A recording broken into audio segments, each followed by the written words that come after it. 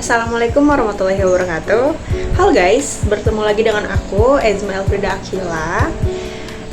Jadi di video kali ini kita akan membahas tentang apa itu film dokumenter, sejarah singkat film dokumenter, terus ada film fiksi, terus ada realism klasikam, sama yang terakhir itu ada formalism.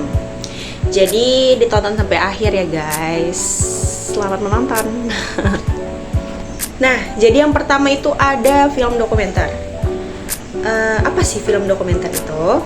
Nah, jadi film dokumenter adalah jenis film yang merekam dan menyajikan peristiwa nyata, mulai dari kehidupan sehari-hari, alam, hingga perkembangan teknologi. Semuanya bisa menjadi objek dokumentasi. Nah, film ini bertujuan untuk memberikan informasi yang akurat dan gambaran langsung tentang dunia di sekitar kita. Nah, selanjutnya itu ada jenis-jenis film dokumenter. Apa aja sih jenis-jenisnya? Nah, yang pertama itu ada dokumenter laporan perjalanan. Jenis film ini seperti laporan berita yang mendalam, tapi fokus pada isu-isu sosial atau politik. Biasanya pembuat film akan mewawancarai banyak orang yang mendapatkan berbagai sudut pandang. Seperti itu. Yang kedua itu ada dokumenter sejarah. Film ini seperti mesin waktu yang membawa kita kembali ke masa lalu dengan menggunakan arsip, wawancara, dan rekonstruksi peristiwa. Nah, film ini juga menceritakan kisah-kisah sejarah yang penting. Yang ketiga itu ada dokumenter biografi. Jika kamu ingin tahu lebih banyak tentang kehidupan seseorang yang menarik, nah, film biografi ini adalah jawabannya guys. Film ini menyoroti sisi-sisi kehidupan tokoh yang mungkin belum banyak diketahui orang. Nah, yang keempat itu ada dokumenter perbandingan. Film ini membandingkan dua hal atau lebih untuk menunjukkan persamaan dan perbedaannya. Misalnya, membandingkan sistem pendidikan di dua negara yang berbeda. Nah, yang kelima itu ada dokumenter ilmu pengetahuan. Film ini bertujuan untuk menjelaskan suatu konsep atau proses ilmiah dengan cara yang mudah dipahami. Ada dua jenis utama dalam dokumenter ini. Yang pertama itu ada dokumenter sains, menjelaskan tentang alam semesta, teknologi, atau kehidupan makhluk hidup. Yang kedua itu ada dokumenter instruksional, menunjukkan cara melakukan sesuatu seperti memasak atau memperbaiki barang. Seperti itu guys. Selanjutnya itu ada dokumenter nostalgia. Film ini mengajak kita bernostalgia atau mengenang masa lalu. Biasanya film ini membandingkan kehidupan sekarang dengan kehidupan di masa lalu dan seringkali menampilkan wawancara dengan orang-orang yang mengalami peristiwa tersebut. Nah, selanjutnya itu ada dokumenter rekonstruksi. Nah, apa sih? Nah, film ini seperti adegan rekonstruksi di acara kriminal dengan bantuan efek visual dan suara. Film ini mencoba menggambarkan kembali suatu peristiwa yang terjadi di masa lalu, seperti bencana alam atau peristiwa sejarah. Nah, yang kedelapan itu ada dokumenter investigasi. Film ini seperti detektif yang mencari kebenaran. Film ini mengungkap misteri atau kasus yang belum terpecahkan dan seringkali melibatkan wawancara dengan saksi dan ahli. Nah, yang kesembilan itu ada dokumenter eksperimental atau seni. Film ini lebih bersifat seni daripada informasi. Film ini menggunakan gambar, suara, dan musik untuk menyampaikan emosi dan pesan tertentu tanpa banyak penjelasan. Nah, yang selanjutnya itu ada dokumenter diary atau buku harian. Film ini seperti membaca buku harian seseorang. Film ini juga menceritakan kisah hidup seseorang secara detail dan kronologis, memberikan gambar yang sangat personal tentang kehidupan mereka. Nah, selanjutnya itu ada dokudrama. Film ini seperti drama yang didasarkan pada kisah nyata. Peristiwa yang ditampilkan memang benar-benar terjadi, tetapi penyampaiannya dibuat lebih menarik dan dramatis. Nah, selanjutnya itu ada sejarah singkat film dokumenter. Brighton School Films dan Newsreel mengungkap fakta sejarah tidak semudah membalikkan telapak tangan. Inggris merupakan salah satu negara yang ilmuannya berkontribusi pada teknologi film. Nah, salah satunya adalah William Friese Greene. Ilmuwan yang menemukan teknologi bernama kamera chronophotographik. Perangkat ini dapat memotret dengan kecepatan 10 frame per detik. Kemudian, Thomas Alva Edison membeli alat tersebut yang tadi, dan mematenkannya di Amerika Serikat. Ia menamakan perangkat ini sebagai kamera kinetograf. Cara melihat pertunjukan dengan alat ini adalah dengan mengintip, bukan menggunakan sistem proyeksi. Oleh karena itu, setiap film hanya dapat ditonton oleh satu orang. Edison menamai alat observasi ini kinetoskop. Nah, yang selanjutnya itu ada film fiksi. Menurut Prastisa, film fiksi adalah sebuah film yang menggunakan cerita rekaan di luar kejadian nyata, serta menerapkan konsep pengadegan yang telah dirancang sejak tahap praproduksi yang menjadikannya terikat oleh plot. Dalam hal pembuatan cerita dan produksi, film fiksi tidak memiliki batasan, baik batasan ruang dan waktu. Semua hal dapat direpresentasikan ke dalam sebuah film fiksi. Jika memiliki tingkat kreatif dan imajinasi yang tinggi, jika memiliki tingkat kreatif dan imajinasi yang tinggi. Nah, jenis-jenis film fiksi itu ada beberapa jenis-jenis film fiksi. Nah, yang pertama itu ada action.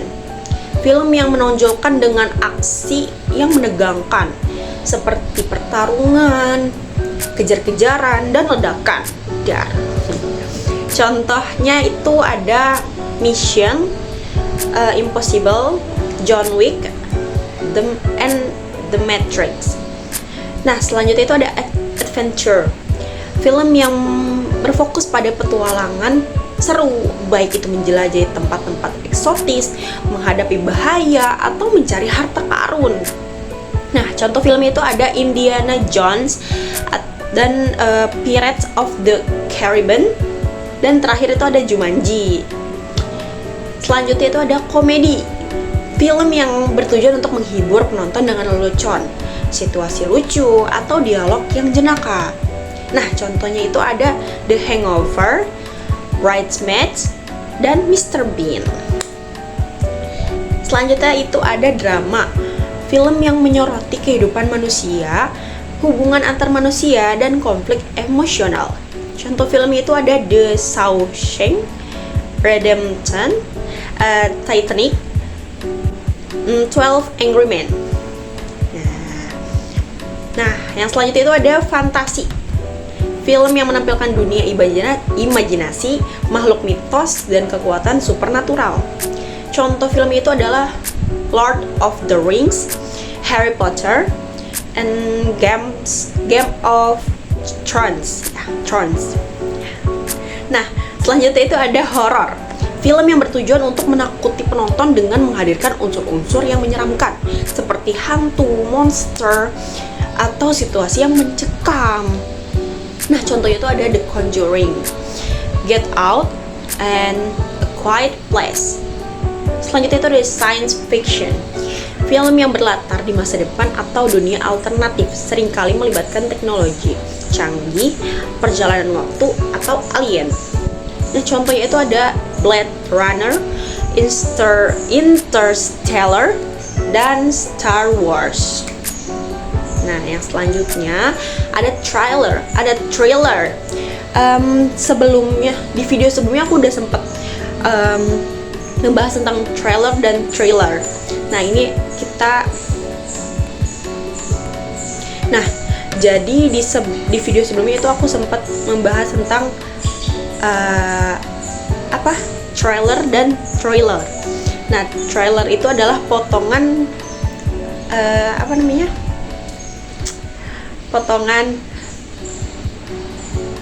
potongan film gitu yang biasanya ada di bioskop-bioskop, yang biasanya mau ditampili di bioskop, kayak diringkas dulu,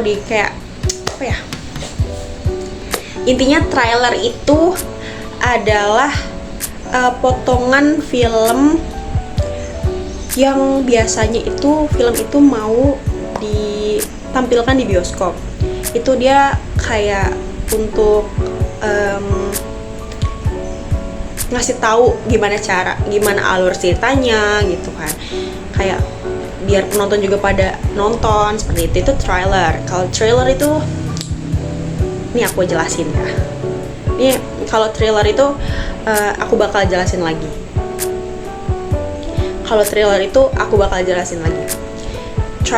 Trailer itu film yang menggabungkan unsur-unsur misteri, ketegangan, dan intrik. Nah contohnya itu ada Gone Girl, The Silence of the Lambs, dan Shutter Island. Nah selanjutnya itu ada film romance, film yang berfokus pada kisah cinta dan hubungan romantis antar dua orang atau lebih. Contohnya itu ada The Notebook, La La Land, Pride and Prejudice. Selanjutnya ada realism classicism.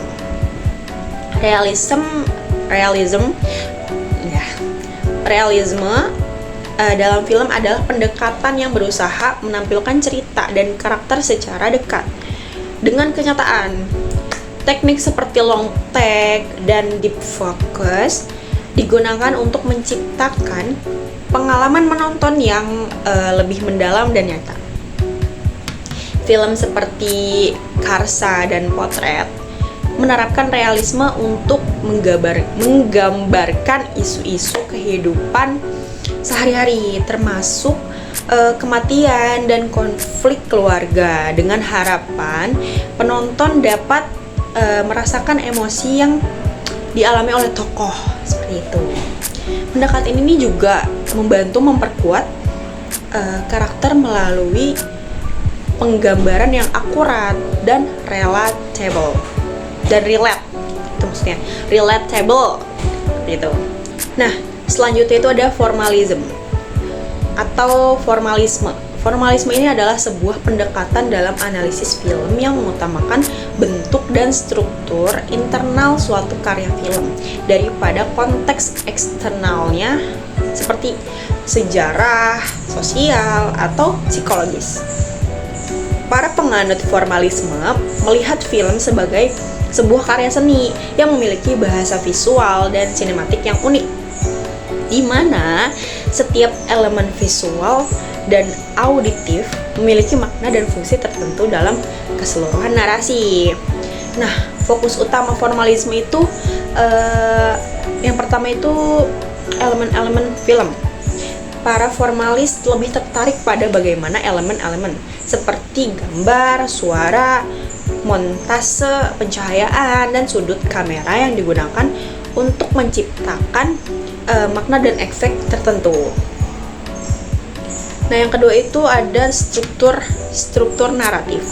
Mereka menganalisis bagaimana cerita disusun, bagaimana karakter yang diperkenalkan, dan bagaimana konflik yang dibangun dan diselesaikan. Seperti itu. Nah, selanjutnya itu ada gaya visual. Gaya visual yang unik dari seorang sutradara atau genre film tentu menjadi fokus utama analisis. Nah guys, mungkin cukup sekian penjelasan aku di video kali ini. Kurang lebihnya mohon maaf ya. Tadi juga sempat kendala ya, penyimpanan penuh. Wassalamualaikum warahmatullahi wabarakatuh. Sampai jumpa lagi di video selanjutnya. Jangan lupa nonton, like, and subscribe. Oke, thank you.